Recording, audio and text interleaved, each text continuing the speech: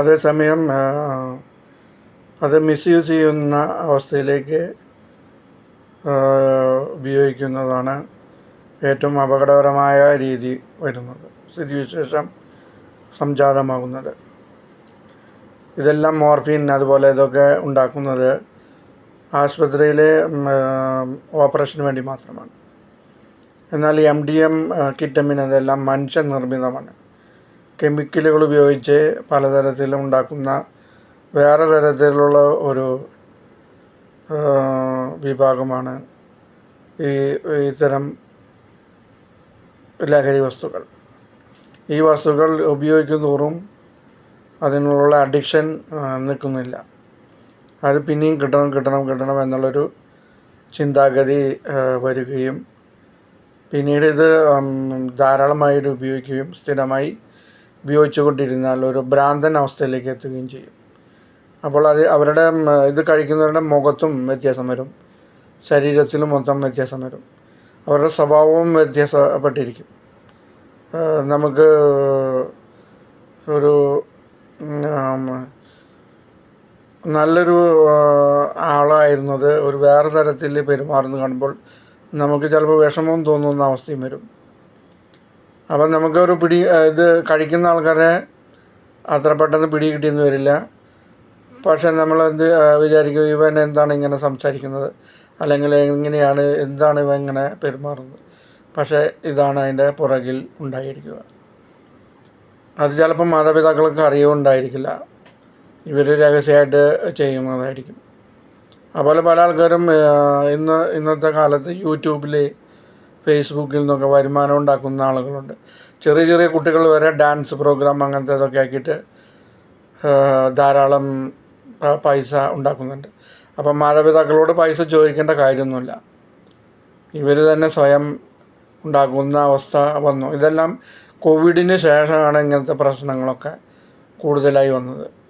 അതായത് കോവിഡ് ടൈമിൽ ഇത് കൂടുതലും മൊബൈൽ ഉപയോഗിക്കുകയും ആപ്ലിക്കേഷൻസ് ഇതുപോലെയുള്ളതൊക്കെ സുലഭമാവുകയും എല്ലാവർക്കും കൊച്ചു കുട്ടികൾക്ക് വരെ ഉപയോഗിക്കാൻ പറ്റാവുന്ന രീതിയിലെത്തുകയും അവർ ചെറിയ ചെറിയ പ്രോഗ്രാമുകൾ ചെയ്ത് യൂട്യൂബിൽ താരമായി അവർക്ക് വരുമാനം കിട്ടുന്ന അവസ്ഥയും ഇന്ന് വന്നു ചേർന്നിരിക്കുകയാണ്. അതുകൊണ്ടൊക്കെയാണ് ഇത്രയും ലാവിഷായി ഇതുപോലെ ഉപയോഗിക്കുന്ന തരത്തിലേക്ക് വന്നത്.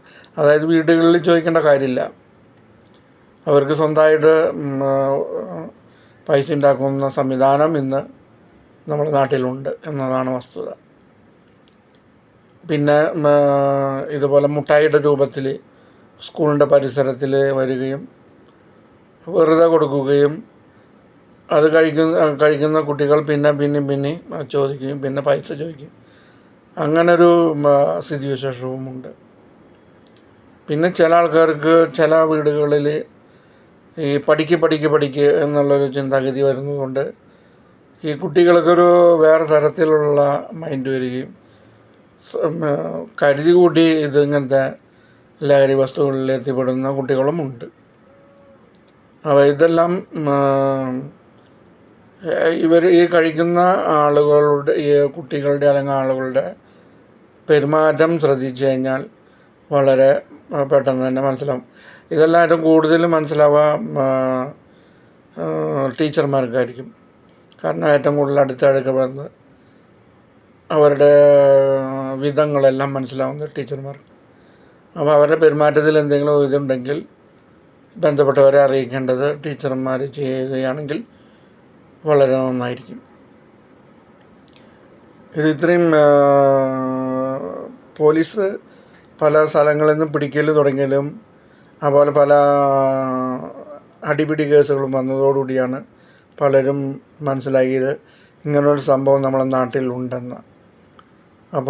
അപ്പോഴേക്കും ഇപ്പോൾ വൈകിയ പോലെ എനിക്ക് തോന്നുന്നത്. ഇത് മുമ്പ് തന്നെ നമ്മൾ തുരത്തേണ്ടതായിരുന്നു ഇത്രയും അവസ്ഥയിലുള്ള സംവിധാനത്തെ. ഇതൊരു വലിയൊരു വടവൃക്ഷം പോലെ വേര് വ്യാപിച്ച് കിടക്കുകയാണ് നമ്മുടെ നാട്ടിൽ. അതിനെ അറുത്ത് കളയുക തന്നെ വേണം. അതില്ലാതെ ഇതിന് ഒരു മാർഗവുമില്ല. നമ്മുടെ കുട്ടികളെ മാനസികമായും ശാരീരികമായും തളർത്തുന്ന ഇത്തരം ലഹരി വസ്തുക്കളെ ഉന്മൂലനം ചെയ്യേണ്ടത് അത്യാവശ്യമാണ്. താഴെ കാണുന്ന വീഡിയോ ഒരിക്കൽ കൂടി ഞാൻ നിങ്ങൾക്ക് തരികയാണ് കാണാൻ. അതിൽ ഇപ്രകാരമാണ് പറയുന്നത്. നമ്മുടെ ബന്ധപ്പെട്ടവരായിരിക്കാം, വേണ്ടപ്പെട്ടവരായിരിക്കാം, ഫ്രണ്ട്സായിരിക്കാം. പക്ഷേ ഇങ്ങനെ ഒരു അവസ്ഥ വന്നു കഴിഞ്ഞാൽ ഒരു നിവൃത്തിയില്ല, നമുക്ക് കരയാനേ പറ്റുകയുള്ളൂ. ഇത് സ്ഥിരമായിട്ട് ഉപയോഗിക്കുമ്പോൾ അവരുടെ മൈൻഡ് തന്നെ ഔട്ട് ഓഫ് ഓർഡറായി പോകും. അവർക്ക് മറ്റുള്ളവരെ തിരിച്ചറിയാൻ, അതുപോലെ സാമൂഹിക അവസ്ഥയെ തിരിച്ചറിയാനുള്ള ശേഷി നഷ്ടപ്പെടും. ഈ സിനിമയിൽ അത് തന്നെയാണ് പറയുന്നത്. ഒരു ലാബോറട്ടറിയിൽ ഉണ്ടാക്കുന്ന മരുന്ന് കഴിച്ച് ഈ ആളുകൾ ഈ അവസ്ഥയിൽ എത്തിച്ചേരുകയാണ്. അവർക്ക് മറ്റുള്ളവരെ തിരിച്ചറിയാനുള്ള ശേഷി ഉണ്ടാവില്ല. അതിനാൽ ഇത്തരം മരുന്നുകൾ വളരെ ആപത്താണ്. ഇനിയിപ്പോൾ ഇത് കഴിച്ച് കുറച്ചും കൂടി കഴിഞ്ഞ് ഇതിനേക്കാൾ സ്ട്രോങ് ഉള്ള മരുന്ന് വേണമെന്നുള്ള രീതിയിൽ വരും. അപ്പോൾ അതിനനുസരിച്ച് ഇവർ ലാബുകളിൽ ഉണ്ടാക്കുകയും കൃത്രിമമായി ഉണ്ടാക്കുകയും അത് കുഞ്ഞുങ്ങൾക്കും അതുപോലെ ഇത് കഴിക്കുന്നവർക്ക് വലിയ മാരകമായ പ്രശ്നങ്ങളായിരിക്കും ഉണ്ടാക്കുക. അത് തന്നെയാണ് ഈ സിനിമയിലും നമുക്ക് ചൂണ്ടിക്കാട്ടി തരുന്നത്. ഇതുപോലെ അവസ്ഥ വരാതിരിക്കാൻ നമ്മളെല്ലാവരും ശ്രദ്ധിക്കാൻ ശ്രമിക്കുക.